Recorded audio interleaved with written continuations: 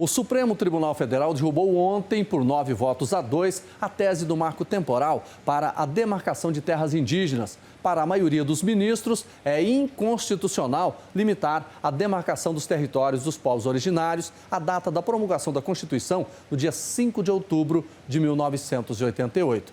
Lohane Castro traz os detalhes para a gente. A decisão é uma vitória para os indígenas, que eram contra a tese. Eles, que assistiram ao julgamento em uma tenda montada no estacionamento do STF, comemoraram a decisão com muito choro e danças.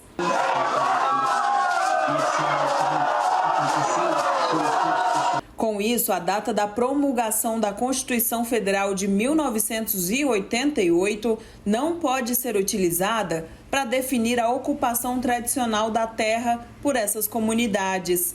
O julgamento começou em agosto de 2021 e é um dos maiores da história do STF. Ele se estendeu por 11 sessões. E ontem, o primeiro a votar foi o ministro Luiz Fux, que foi contra a tese do marco temporal. Assim, a Corte atingiu 6 votos contra, formando maioria. A Constituição Federal não é um diploma que esteja imune a interpretações.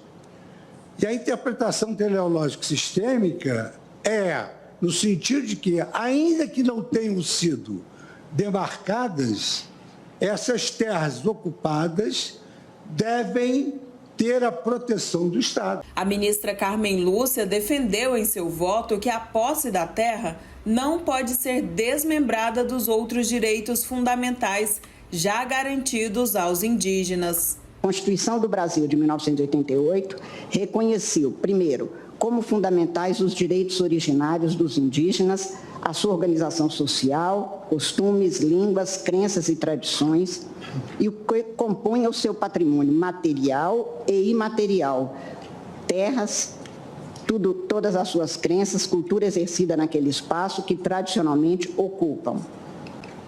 Daí decorre de pronto o reconhecimento, que já foi aqui acentuado a partir do voto do ministro relator, de que os direitos dos povos originários, constitucionalmente nomeados como índios, têm natureza de direitos fundamentais, submetendo-se, portanto, ao regime próprio desses. Além de Fux e Carmen Lúcia, também votaram contra o marco temporal o relator, o ministro Edson Fachin, Alexandre de Moraes, Cristiano Zanin, Rosa Weber, Dias Toffoli, Luiz Roberto Barroso e Gilmar Mendes, totalizando 9 votos. Já André Mendonça e Cássio Nunes Marques foram favoráveis à tese.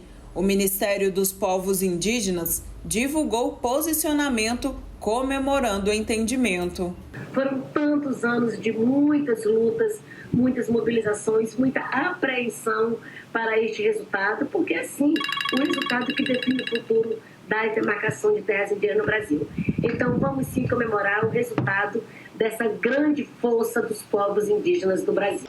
Na próxima quarta-feira, os ministros devem se reunir novamente para a fixação da tese de julgamento.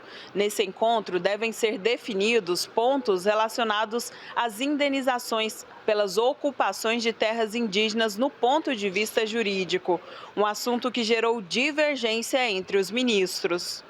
Com exceção de Fachin, os demais ministros que votaram contra o marco temporal entendem ser possível a indenização pelo valor da terra em si, além das eventuais benfeitorias feitas no território. Atualmente, a lei só prevê indenização pelas benfeitorias. Há diferenças também sobre como se daria essa indenização, se vinculada ao processo de demarcação ou se por um processo à parte.